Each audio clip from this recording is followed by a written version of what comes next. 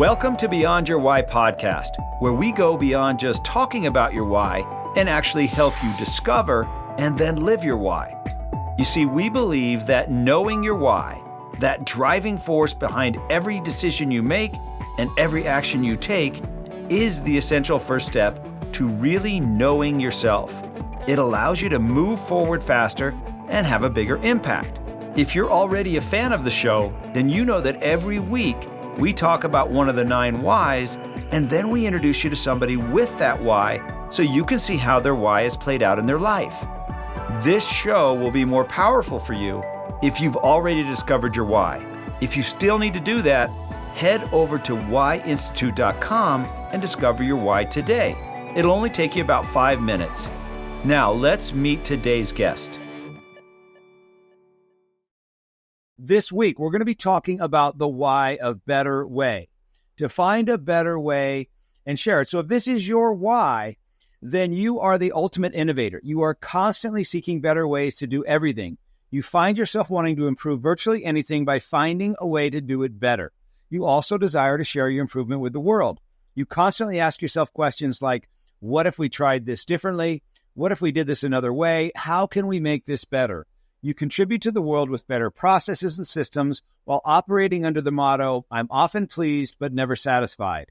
You are excellent at associating, which means that you are adept at taking ideas or systems from one industry or discipline and applying them to another, always with the ultimate goal of improving something. So today I've got a great guest for you. Her name is Diana Wu David. She is a best-selling author and a former Financial Times executive.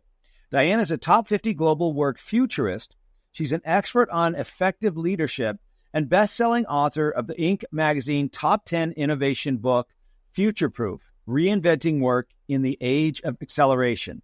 She works with leaders who want to change the game and prepare their organizations to harness acceleration, disruption, and drive breakthrough results. She currently lives in Hong Kong, where she runs Future Proof Labs.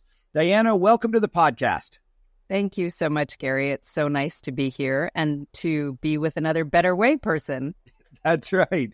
So, like I mentioned, you're in Hong Kong. So what time is it right there? It's 7 a.m. And so as a futurist who does a lot of work around the globe, I always like to say I'm calling you from the future. Ah, yes, that's true. That's a great way to put it. So now let's go back and let's let our audience get to know you. So obviously you're in Hong Kong now, but where were you born? What were you like in high school? Let's go all the way back to then. Wow, that is not something anyone has ever asked me on a podcast. I was born in New York City and I grew up in Tucson, Arizona. And what was I like in high school? So I'm a better way person now, like Alexander Hamilton, right? Never satisfied. That's a great song. Sure, it resonates.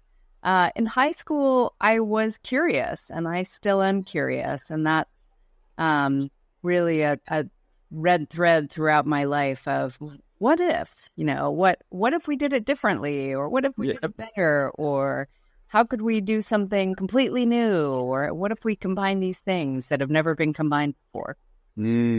So if we were in high school with you, and we happened to see you, what would we see?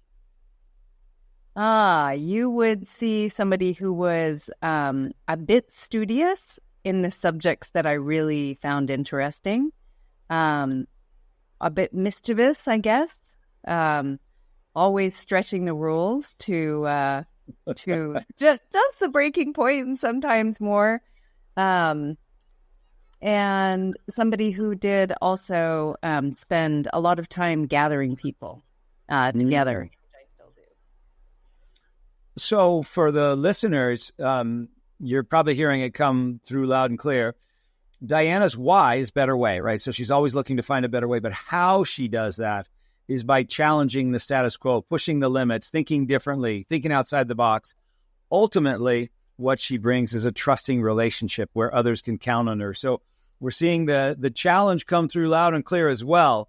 And so were you involved in sports? Were you involved in school? What was kind of the things that you really liked to do back then? I was involved in theater, but actually in the tech side. I was, can't remember what year, I was the class president for one of the years. And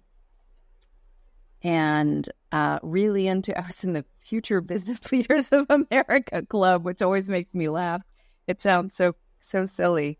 But we went and did competitions. Can't remember what. I had a really fantastic economics teacher. And so even then, we did AP economics, and he said, well, you know a lot of this anyway. So you two guys that don't know, that have already done part of the class, you go off and do something really creative that shows us a principle of economics, of macroeconomics. And we went out into the desert and we filmed the stalled real estate developments and how that whole thing had come to pass, because there was a huge amount of investment that, of course, interest rates went up and the entire thing stalled. And we made basically a documentary about that. And that was one of our, economics, senior AP economics projects, I guess. Okay, so graduated from high school, off to college? Yep. Where'd you go to college? Occidental College in Los Angeles. I studied diplomacy and world affairs, which also fits with the better way and the challenge and the trusted relationships. And then went off to go work for Henry Kissinger, the former Secretary of State after that. And diplomacy very much, always trying to find the better way, challenging things, but doing so on a basis of trusted relationships. Yeah, interesting. What was it like working for Henry Kissinger? It was very different because I moved to New York from Arizona and LA, where people are quite casual, to an environment where people, called each other sir and never first names. And it was just an eye-opening experience, because I studied international relations and I went to spend a semester in Geneva at the United Nations, but I didn't really know how things worked. And so it was an opportunity for a glimpse at the inner workings of how things really worked, the meetings, etc. So were you surprised by how things really work? Were you excited by them? What was your, what did you think versus what you saw? Well, of course, what I saw was that Dr. Henry Kissinger was really not asking me for my diplomacy advice, which I thought was an oversight on his part. So all the hubris of most young people going in, I felt that. And what did I think? I thought, okay, well, this is fine. This is good for me to know. It's good for me to know how things really work. And let me see how I can play a part in this. So I spent a couple of years there and went off to business school, trying to kind of, work my way up the ladder of influence. And so where did you go to business school? Columbia Business School. Okay, to Columbia. And then, go through business school. Now you're done, off for your first job, or what came after Columbia? Yep, off to the first job. I went straight into consulting, like most good MBAs.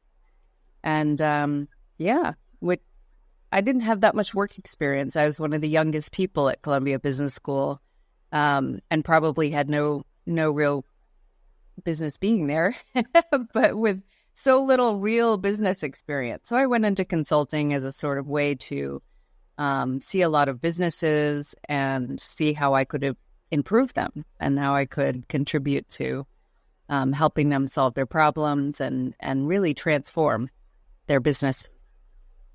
Does it seem, I don't know what the word would be, odd or different now looking back, thinking, I became a consultant when I hadn't ever owned, run, or been involved with the business before. And I became a consultant to show them how to improve something I had never done. There were, and I was 25. And you were 25. I thought about that a lot, you know, sitting there in these big telecom companies or whatnot, thinking, wow, so I'm the one that you're paying extraordinary amounts of money to fix your problem. But I was low on the totem pole, and we were in teams. And I think what I've come to realize, you know, 25 years later, is that being the person that listens is really powerful. And that was my role. You can't find a better way if you don't know what's really going on. And most leaders and managers and big companies don't. They don't have time for that. That's really interesting. So the better way is to listen. It's a part of it, for sure. Yeah. How do you know what's going on? Then how do you find a better way unless you know what's really going on, unless you listen? So it's funny. I had this conversation a few weeks ago with another friend that has the why of better way. And I asked him, if you go into a meeting where you don't really know what they're talking about, and do you start talking right away, or do you sit and listen for a while first? And he said, no, how can I make it better if I don't even know what's going on? Right. So you got to sit and listen. So it's kind of a better way type thing, because there's no way to make it better if you don't even know what it is to begin with. Absolutely. Yeah.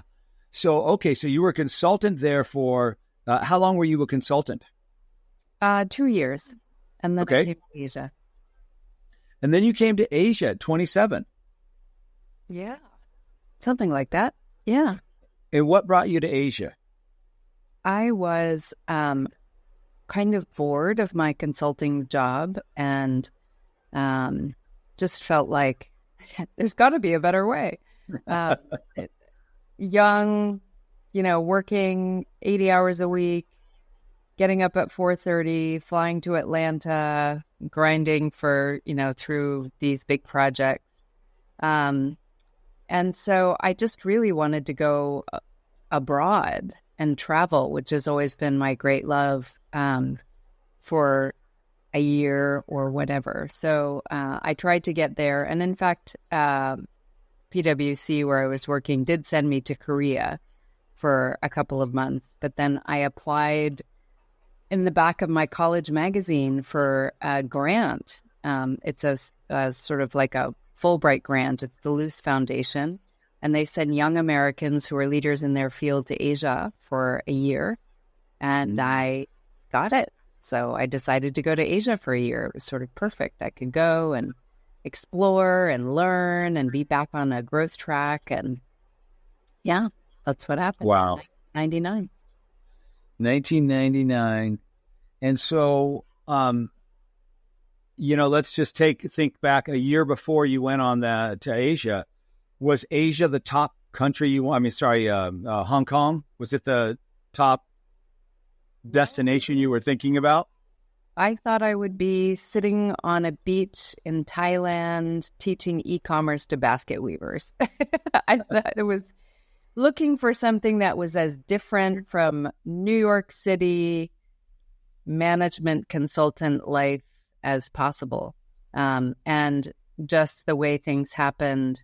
I was supposed to be in Beijing. I went to Middlebury and learned Chinese the summer before. And then the joint venture fell through literally the week I got here, and I ended up in Hong Kong. So that was that. Wow. But I did want to go to Asia. I really, because I had been to Europe and spent time there, and I grew up on the border of Mexico, and I thought, where else could I go that I haven't been yet? Asia would be interesting. It would be the most different place. Wow. Okay, so 27 years old, show up in Asia. What was that like for you? You got off the plane. Can you remember back to what that was like? I do, because I came to Hong Kong first, and I was really disappointed because it was so similar to New York. It was sort of not different enough.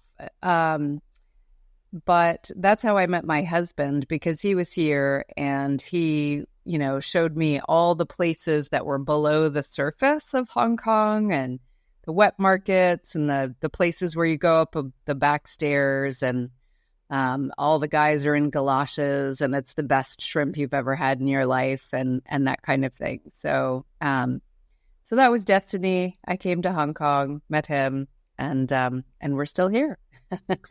And how are women treated in 1999 in Hong Kong? Oh, yeah. There's it's an interesting question. Really well, I would say, depending on where you are. But there's been an interesting mix of communism, socialism, democracy across the countries in Asia.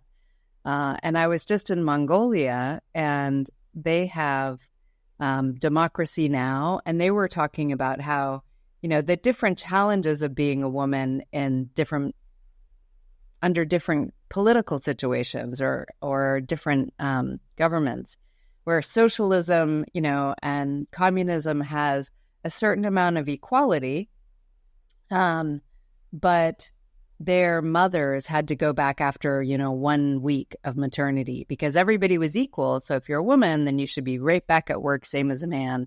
And so, that was a different view for me on what that looked like.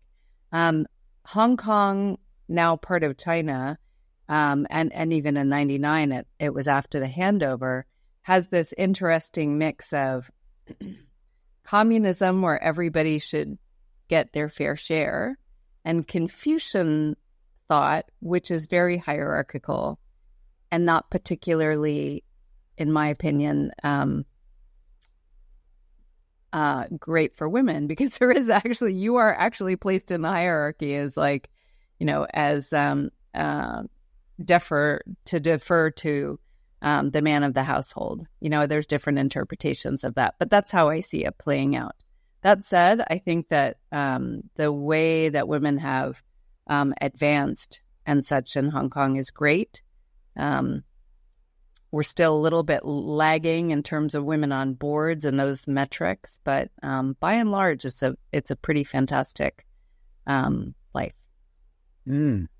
Okay, so you get to Hong Kong and you start. Are you right away working or learning, or what? I worked in an internet company during the internet boom. It was great. We had Jack Ma of Alibaba come to our big conferences. We did the Internet Oscars in Singapore. It was great. My boss at the time was well networked. He gave me his Palm Pilot and said, call everybody in here and, invite them to our event, program the event. So that was my landing in Hong Kong. I just had a great time. It was so fun. It was very crazy, but and that was about 2 years before the dot-com bust. Okay, so dot-com busts. Then where does Diana go? I was working for a different startup, and the venture capital firm that invested in it took me on because of my network and my relationships and my ability to kind of look out and find interesting on the horizon deals. So I went there for a couple of years and looked at companies, invested in companies, helped the startup founders. It was early stage investing.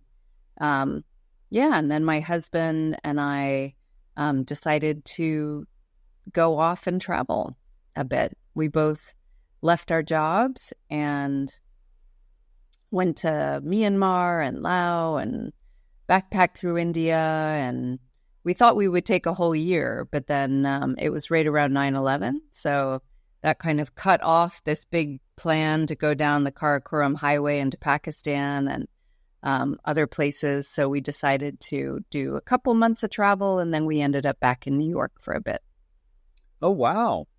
So in all that travel, did you feel safe? Is it safe backpacking through all the different countries that you went through? At this point in time, most people look at America and think that that is the least safe place on the planet to be. So I used to walk down the street in New York City as a single woman at 2:00 in the morning, coming home from a dinner, fully alert with my keys, balled up in my fist, ready to frankly attack somebody that attacked me. And I have been robbed and whatever in New York City. So I think that gives you a sense of survival instinct. And most of the travel I've done has been with other people. And I don't feel like it's any less safe than other places. Even in places where, we went to Nepal and they were having a coup, but we were out in the countryside, and you end up being in these places where the news says X and the experience for a person is Y, right? It really is different. Even here in Hong Kong, we had protests. That was in one part of the city, but you could feel like it wasn't happening, to a certain extent. The kids were still going to school, the tear gas was over here, the neighborhood where you go to school is over here. And so that's what I found in the world. I've been in a lot of places where it maybe hasn't been the most safe, but it is, you just have to be aware of your surroundings. And I think it is that trusted relationships piece where you find a person, the person at your hotel who tells you where to go and where not to go, or invites you in to their family or whatever it is. That to me, the people that I meet when I travel is makes me feel safe. For those of you that are listening and can't see Diana, the reason I asked that question is because Diana can't necessarily blend in Asia, right? I mean, you don't look Asian. I know, I keep trying, but you're not going to look Asian. And so you're going through some countries where obviously you're going to stand out. You'll probably be the only white person there, right? Well, I went to my husband's village in China, and I thought I was going to be really special. And in the old days in China, when I went to Tiananmen Square, which, to sort of see the sites, people would come up and want to take a picture with me. And now that doesn't happen. Everything is ubiquitous in terms of social media, in terms of television. And so I went to my husband's village and I thought, oh, people are going to think I'm really cool and kind of special. And I went there and nobody paid me any mind. And then I walk in and I realize, his uncle and like cousins and stuff are sitting there watching Baywatch, right? They're watching like Pamela Anderson run down the beach. And then I walk in and I'm like, oh, I get it. Now I know what they're like. Yeah, whatever. Well, a little rude awakening, a little humble pie, right? Okay, so now you go to New York. 9/11 happens. You're in New York. How long were you there? We were just there a couple of years. What were we doing? We were there. My husband's grandmother was sick. We wanted to stay and stick around and make sure she was okay. My husband and I sort of looked, it was sort of plugging back into family. He and I were both looking for different opportunities. He ended up getting a job. I ended up starting a company. And we just did that for 2 years. And then he got another job back in Hong Kong. And so we moved back. Got it. And then, when did your book come out? My book came out in 2019.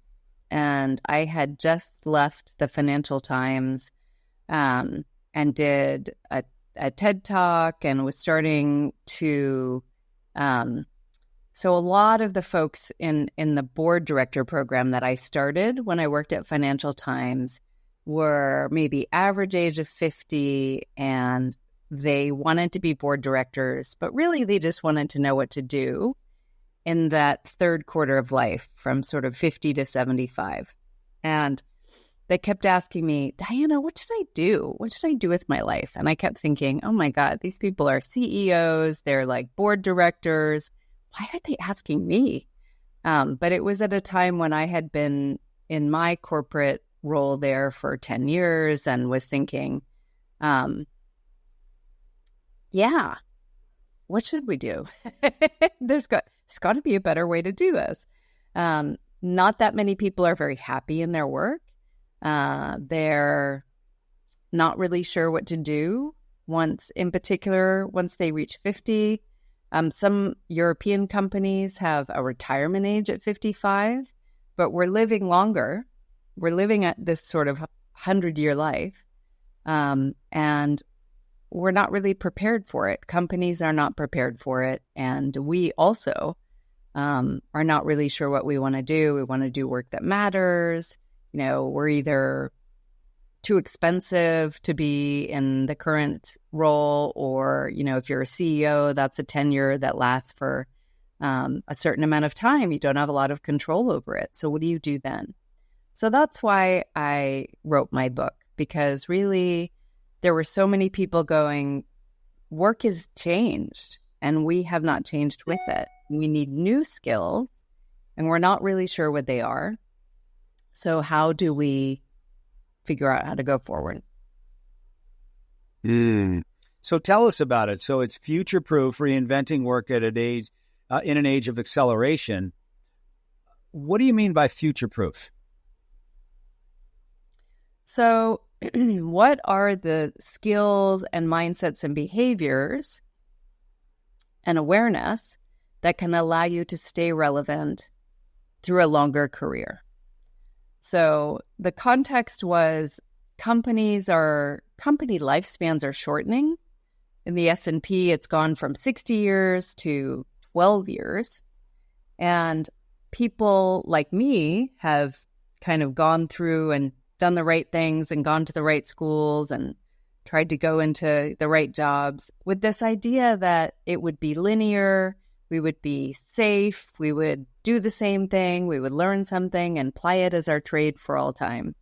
And you and I know that that's not true. And so the idea, even governments are looking at Social Security and saying, oh my gosh, we have all these people, they're living longer. Companies are looking at people and saying, we can't give you the path.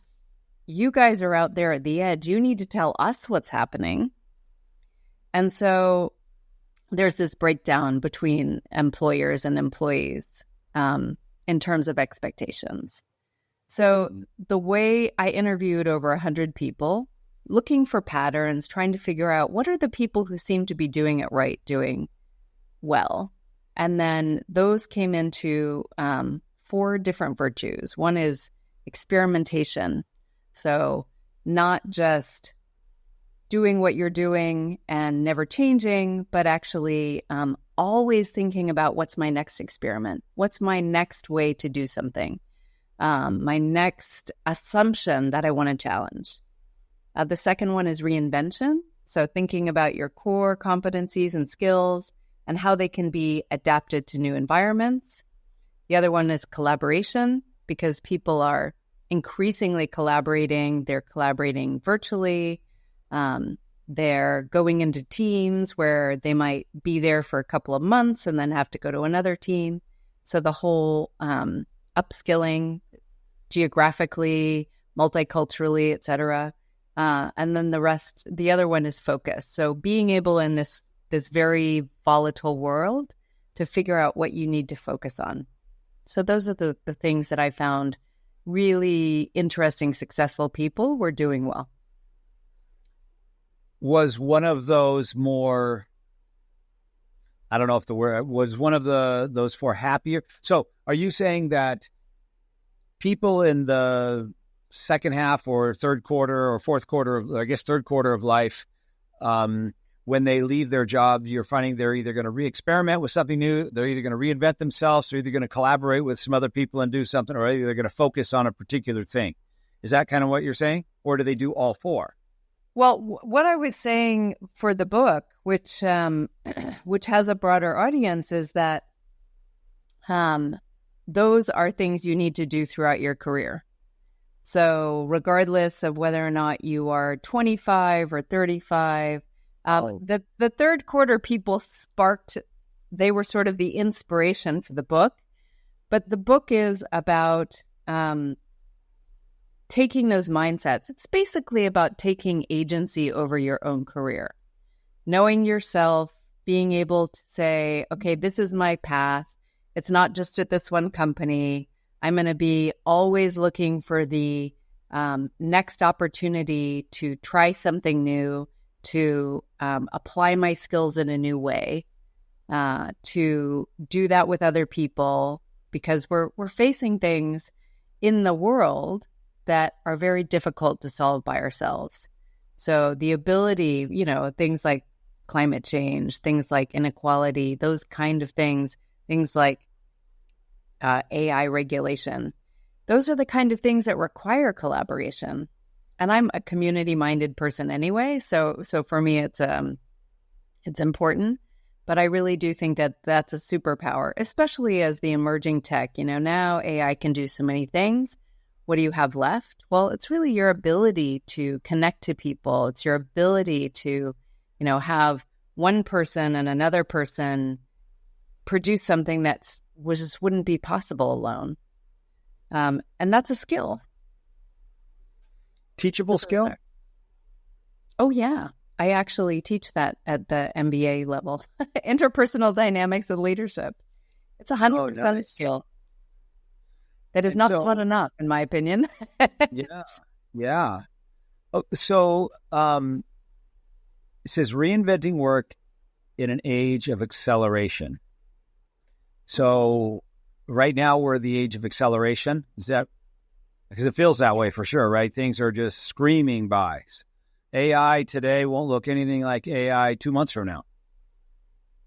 Well, as a futurist, what we like to say is change is slow if you do your homework.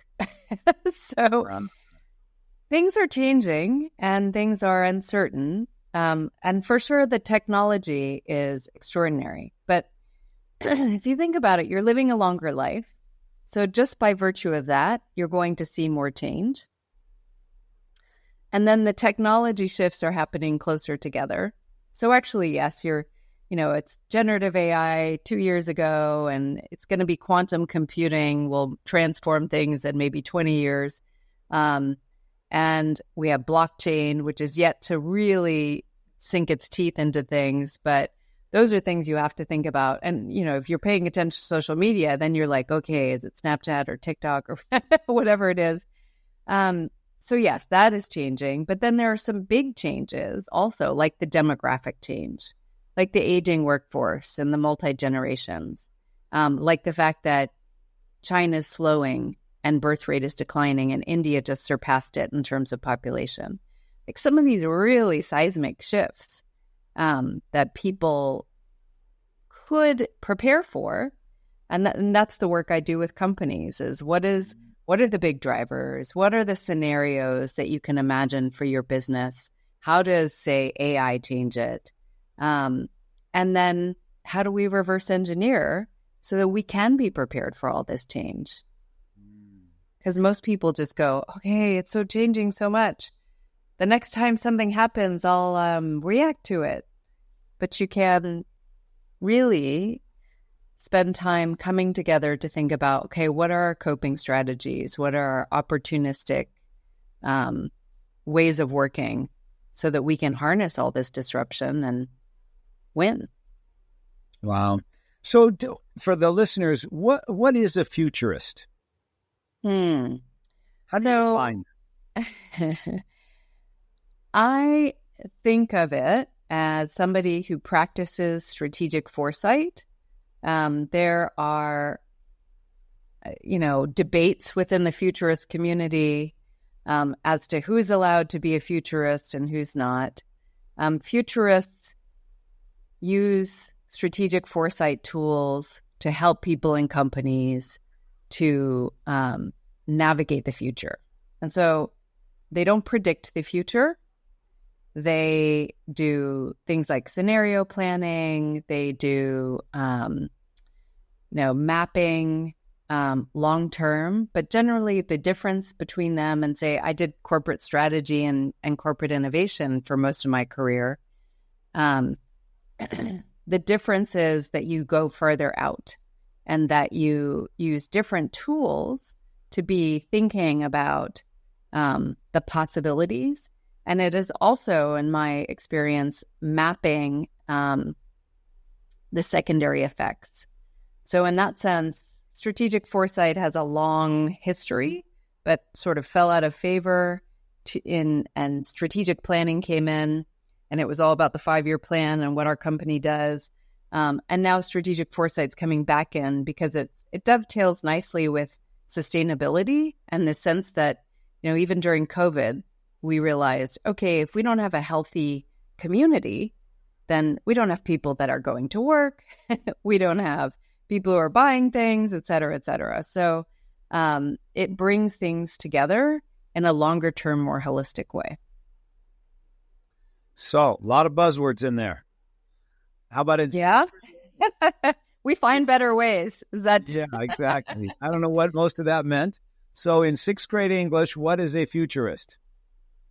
Somebody who helps companies or people find better ways to work now so that they can have a better future. Awesome. They create inspiring futures that matter. Yeah. It seems like it would be so much fun, at least for another better way person like myself, to be a futurist. I mean, you just get so excited about what's coming. It's scary. Well, let me ask you this. As a futurist, are you more excited or more fearful about the future? I'm excited. I am excited about, in particular, I focus on the future of work.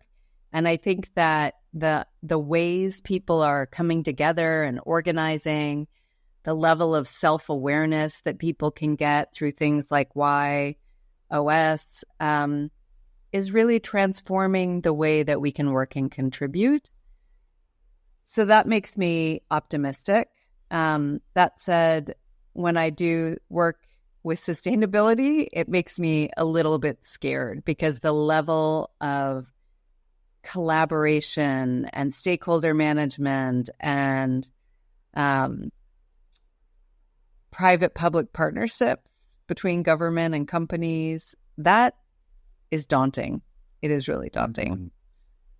What do you mean by sustainability? I basically mean the way that we collectively are trying to mitigate changes in the environment in particular. I mean, there are other, things related, but that's the most urgent, acute one that is, that to me is scary. Yeah.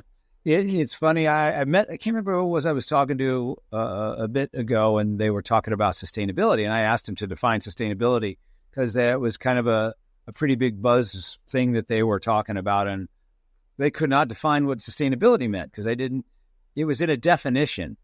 And so I didn't ever really get a good understanding of what do we mean by sustainability. So you're talking about sustainability of planet Earth?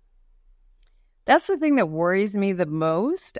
I think of sustainability as how do you, for instance, in your company, create something that can continue, like on its very basic definition. That's all we're trying to do. And we like it to continue and be better, right? So, we could continue in our companies employing child labor, and most people feel, well, that's not sustainable. I mean, in some countries, it has been, but when people work on sustainability and all its many pieces, And for boards, it's, that there's a lot of regulation coming in saying environmental, social, and governance is really important. So it's not sustainable because actually the regulation's changing. So, even in the US, like child labor is not allowed now. So it's no longer sustainable to run your company with a lot of kids in it. So that's all it means. I think that it is, a word that's come to mean a lot of different things. But to me, it just means you can keep going. So I have a challenge for you as a better way to another better way. Okay. What's the challenge? The challenge is, think about what made Dr. Oz so popular. He took complex medical stuff and made it simple for people to understand. Why is not simplify? A better way would be to think the language of futurists and bring it to a level that people actually know what you're saying. And that in the space, it seems like there's so much buzzword, stuffy thing, stuff that like impressive words, but nobody knows what the heck they mean. Like strategic foresight. Who's going to know what that means? I don't know what the heck that means. So how do you actually participate if you don't even know what we're talking about? If I don't know what we're talking about. But when you aided sixth grade English, it was sure much more exciting. Does that make sense? Who doesn't want to navigate the future? Yeah. Yeah, my speaker coach, his name is Joel Weldon, and he always tells me, he says, if you use a word that may have multiple meanings or your audience may not know what it means, you have to define it. And once I started doing that, I can't tell you the impact, the change in impact you can have when you just define what it is you're talking about. So in the space, give me an example. An example would be, I was speaking at I was a keynote speaker at this Elite Wealth Advisor Symposium. It was the top 100 wealth advisors. And the conference title, the theme was Becoming Advisor 2.0. Okay, Becoming Advisor 2.0. And I'm the lead off of the kickoff keynote. And so I don't know what Advisor 2.0 means. I asked the people putting on the event, like, what does Advisor 2.0 mean? And I got two different answers from the two people putting it on. So I asked the audience, does everybody in here know what Advisor 2.0 means? And nobody knew what it meant. And so no, but we want to be one. The whole conference was on being Advisor 2.0, and they all showed up for that, but they don't even know what it means. So I went to ChatGPT and I said, okay, what does Advisor 2.0 mean? So ChatGPT gave me, and I said in 3 bullet points.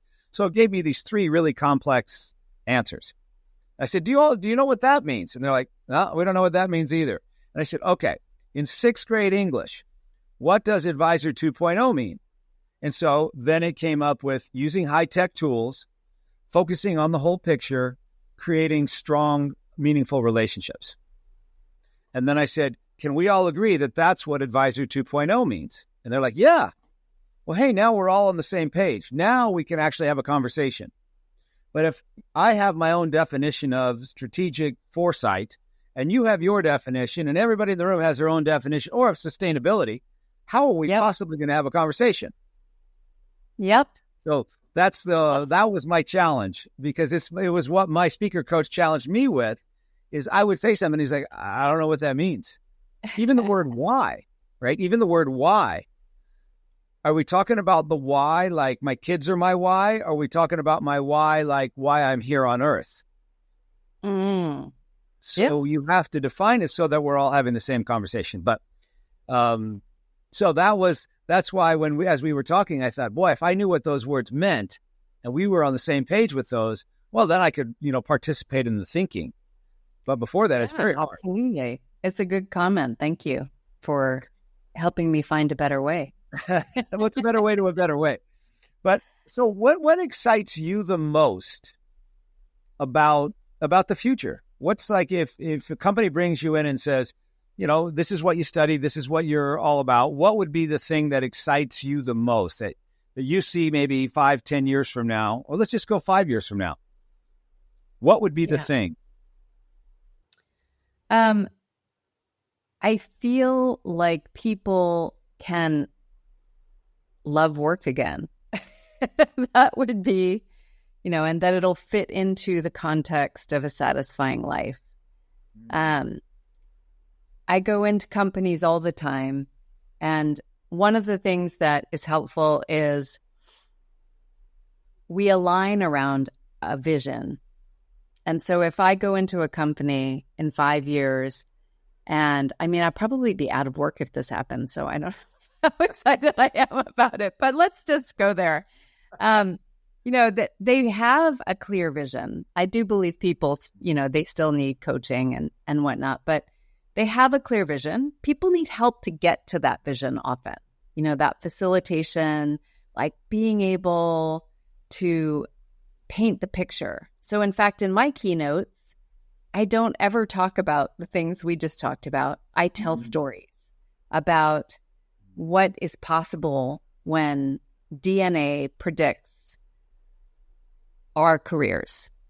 So instead of, something like a why assessment, you would, at 2 years old, your DNA reveal party would be announced, and everybody would gather around and they would say, Gary, you're going to be a doctor. Because that's what your DNA says. It's already happening. It's already happening now. I already have an app on my phone with my DNA that tells me, with a really low confidence rate, that I am altruistic or entrepreneurial or whatever it is. And so those interesting stories about what's possible are usually the way that I talk about the future. And in the future, I feel like if we get to know more about ourselves and we get to know what it is that motivates us, that we will be able to have better conversations at work, that we'll be able to find work that resonates with us, and that we'll spend much more time, frankly, communicating with each other, having better conversations, working on things that are super motivating, that are really moonshot goals. And that, to me, is like a beautiful future. Yeah. And it seems so simple, but it's not happening. Especially for the people that get the right DNA. Well, your DNA should be able to predict, it's not like we want one type, right? We would just have one type of person. We need all types. That's why there's. But I don't want the DNA that says I'm going to be the garbage man. That's not going to be the DNA that I'm going to want. So you're going to have people mad at their parents. Yeah, I think that's already happening. I think that's already happening. So the thing is, though, that, this is already happening. I run a future-proof course and community where we use WHY.os as a foundation. And part of that is people getting to know what's motivating to them. And it's how they map their futures. They understand what their why is. They understand how it fits into the future. And we help them build a narrative and a network to make it happen. So the future is already here. And I didn't even know you were doing that. Well, there you go. Yeah. Because one of your consultants is one of my community future proofers. And he came and said, I've found this really interesting thing. And people said, that's great. That's a foundation. That gives us an interesting vocabulary around our purpose. And we have then built on that for our 10-week course. It's fantastic. I love that. It really does very quickly get you to the essence of who are you, so you can figure out, what do I want to do? Where should I go? Where's my passion? Where's my purpose? What? And you're proving it over and over and over. Yep. I love that. We have hundreds of people. I love that. I would love to. Are you keeping data on the people you're working with and how it's working out for them? Yes, actually. So our future proofer, Watson, he's the one that does the test. because I'm not licensed.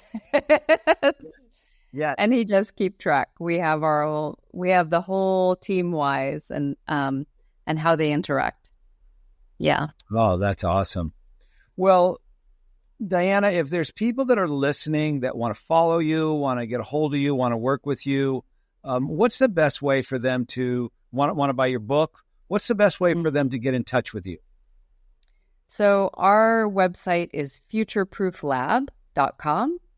And we have something that simplifies this process to 11 questions. So I'll send you a link, and it's also at Future Proof Lab for 11 questions to navigate your future. And you just go through and it will tell you where you can focus in order to find better ways to navigate the future. And the book is on Amazon. I love that. And, well, thank you so much for getting up early. And I don't know if this is pre-coffee or after coffee, but I really appreciate you being here. And I'm sure we're going to stay in touch over the years. And I definitely want to follow your work because it's so aligned with what we're doing. So thank you so much for being here and sharing your story. Thank you so much. It was a great conversation. Thanks, Gary. I really hope you enjoyed today's episode and that through today's guest, you heard how important it is to know your why and how impactful it can be in your life and the lives of those around you. Be sure to head over to WHY.institute.com and discover your why today. Remember, the more you know about yourself, the more you'll know about others. I'm Dr. Gary Sanchez, and I'll see you on the next episode.